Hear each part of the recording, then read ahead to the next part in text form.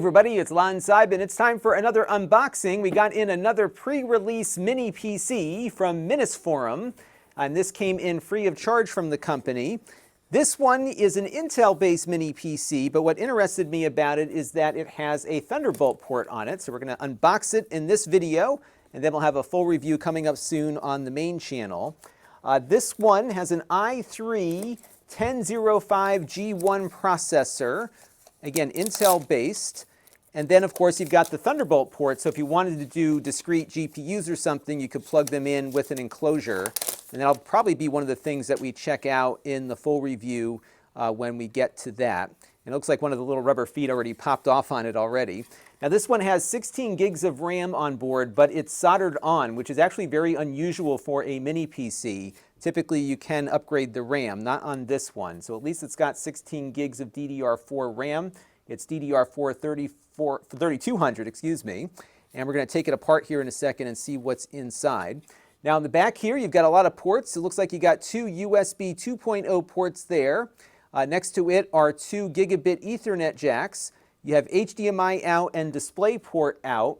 And it looks like you can get a lot of video output from this thing. So you've got 4K 60 Hz support on the HDMI.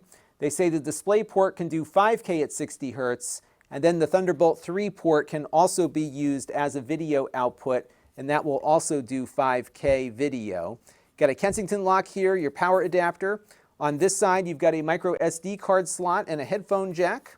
And then on this side, you've got the power button, the Thunderbolt 3 connector, a microphone, a reset switch, and two USB 3.0 ports there, and then just a little heatsink there on the side. So let's open up the bottom here and see what's inside. All right, so we got into it, but it does take a little bit more work to work on this one versus some of the other Minisforum PCs that we've looked at in the past. Typically, they allow you just to pop the top of the lid off, and then you can get at all the upgradable components. This one has a few more layers to it. So the first thing you have to do is unscrew this bottom plate. The good news is that the rubber feet that are on the bottom are basically snapped in and not stuck on, so you can easily put them back into place when you are done with your work. The next step here is to unscrew this plastic cage, and this is where the Wi-Fi and Bluetooth antennas are attached to. And then they say that you should undo the cooling unit here as well, which is screwed in. And I did all that, but I really had a hard time getting the motherboard pulled out. It is really tightly packed in here, and I didn't feel safe doing it, especially because I haven't yet reviewed the computer, so I kind of left it in place. The good news is they sent me a picture of what the other side looks like, and this is where all the storage is located.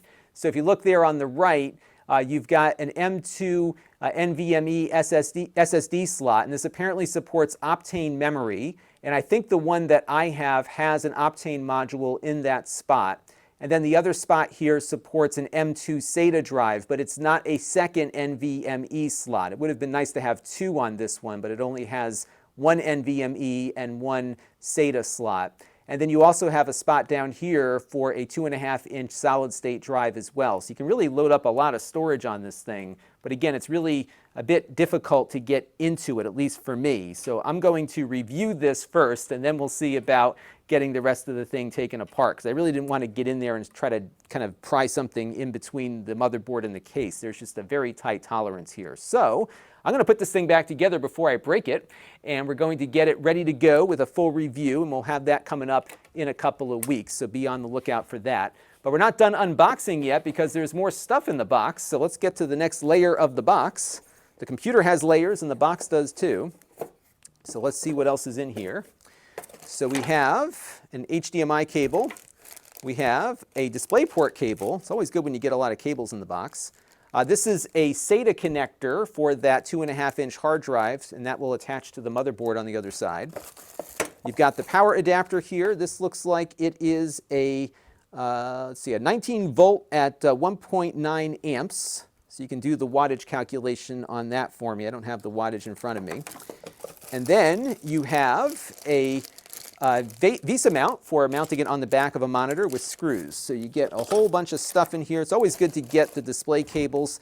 And I'm going to put this thing back together and get ready to review it. So stay tuned. Again, a couple of weeks, probably a week or two.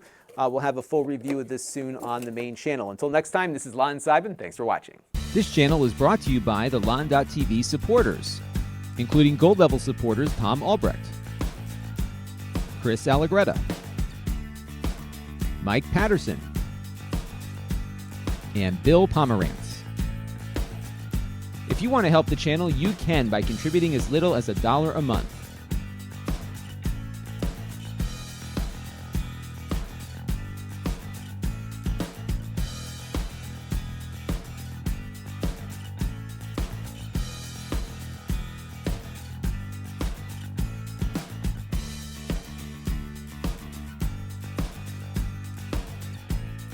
Head over to lon.tv/support to learn more.